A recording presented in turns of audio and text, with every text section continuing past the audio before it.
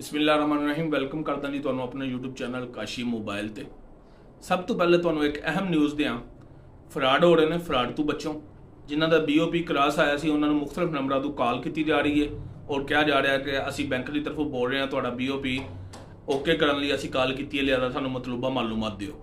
किसी किस्म की कोई मालूमात ना दिओ, ये ना हो कि BOP सही करवाते अपने दूसरे अकाउंट खाली करवा लो। इसलिए मैं तुहानूं एडवांस दस रहा वा, ये काम शुरू हो चुके हैं।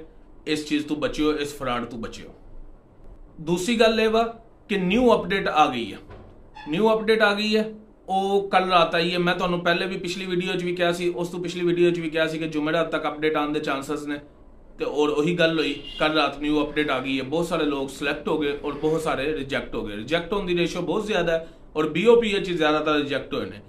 BOP रिजेक्ट होने की वजह की है वो भी तुहानूं दसांगे एंड ते, लेकिन हजे पहले बाकी गल्लां डिस्कस कर लईए, फिर एंड ते तुहानूं BOP रिजेक्ट होने की गल भी दसांगे। एडिट दी ऑप्शन वाली जिहड़ी गल आ, एडिट दी ऑप्शन आने की उम्मीद जाग गई है। आ तुहानूं मैं साइड दा एक स्क्रीनशॉट दिखा रहा वां, तस्वीर दिखा रहा वां एक। ये देखो एक्साइज का इधर रिजेक्ट हो गया सी, उस तो बाद इसकी फाइल बंद हो गई सी, लेकिन कल रात मजीद अपडेट हो गई है। ये नादरा दे PMDB का सिलेक्ट हो गया। ਇਹਦਾ मतलब है कि फाइल बंद नहीं सी हुई, फाइल के काम जारी सी। अगर वो काम रिजेक्ट होने के बाद इस फाइल के काम जारी हो सीगा तो इसका मतलब है कि हो सकता है कि वो बाद चो एडिट की ऑप्शन दे दें कि अपना एक्साइज दुरुस्त कर लो, अपना PMD दुरुस्त कर लो, तो तुहानूं असी इंप्रूव कर दिंदे आ। फिर जी लास्ट तरीक वाली गल आ कि लास्ट डेट गुजर चुकी है कि हजे अपलाई कर लेना चाहिए, तो मैं तुहानूं अपनी हर वीडियो कह रहा हाँ कि मेरे मुताबिक लास्ट डेट गुजर चुकी है। मैनू कन्फर्म पता भी लगा है, मैं उसकी बुनियाद पर भी कह रहा। मैं तुहानूं हुण एक नाल दिखाना वा वीडियो, तुसी भी इनू देखो ते नाल मैं तुहानूं दसदा जाना वा। तुहाडी WhatsApp दे विच मीटा AI मौजूद आ, हर WhatsApp विच मौजूद आ मीटा AI। उहदे ते जाओ, उहदे ते जाके लिखो अपना कारोबार card last apply date, send करो, तुहानूं उहदा जवाब आ जाएगा। अप्लाई डेट लास्ट जिहड़ी उहदे एंड होएगा वो लिख के आ जाएगा। आ तुहानूं मैं दिखा भी रहा वां, मैं हाईलाइट भी कर दिंदा वां डेट नूं, ताकि तुहानूं फिर शायद यकीन आ जाए तो तुसीं अप्लाई करना बंद कर दिओ या लोगों को करवाना बंद कर दिओ। ज़्यादातर लोगों को करवा रहे हैं, खुद नहीं कर रहे यूट्यूबर। ये लोगों को कही जा रहे हैं अप्लाई करो, ये खुद नहीं कर रहे है। अगर खुद करते हैं तो दूसरों का करते हैं, पैसे लैके करते हैं। अपना जाती यानी कि अपनी जेबू 500 ला के कोई भी अप्लाई नहीं कर रहा। फिर तुहानूं मैं ये भी दसां कि मैं अपने शहर के TCS ऑफिस चों लगातार मालूमात लै रहा वां 4 दिन तो। 4 दिनों एक दिन सिर्फ 3 कार्ड आए हैं TCS ऑफिस, वो भी मजाफात दे आए हैं, यानी कि गाँव के आए हैं, मेरे नज़दीकी गाँव के। शहर का एक कार्ड भी नहीं आया इन्होंने दिनों के। 4 दिनों के सिर्फ 3 कार्ड गाँव के आए हैं। ये तो ज़ाहिर होंदा है कि कार्ड वो बहुत स्लो भेज रहे हैं, काम जारी है लेकिन कार्ड हजे भेज नहीं रहे। जो कार्ड आने शुरू होंगे दोबारा एकदम शुरू होंगे, जिवें पहले आ रहे थे। TCS ऑफिस वाला दसदा है कि पहले 100 150 कार्ड एक दिन भी आया है साढ़े कोल। हुण वीडियो ज़्यादा लंबी नहीं करते, तुहानूं रिजेक्ट होने की वजूहात दसदे हैं कुछ कि जिहड़ियां सामने आईयां ने। BOP तो रिजेक्ट जिहड़े लोग होए ने वो क्यों होए ने। BOP तो रिजेक्ट होने लई जरूरी नहीं कि तुसीं बैंक करप्ट हो या कोई तुसीं बिल नहीं PTCL का बिल नहीं दिता या किसी होर दा बिल नहीं दिता या किसी ऐप तो तुसीं लोन लिया वो वापस नहीं दिता, ईजी पैसा जायज़ कैश तो लोन लिया या जायज़ टेलीनार की सिम तो एडवांस लैके खा गए हो, सिम बंद करती है।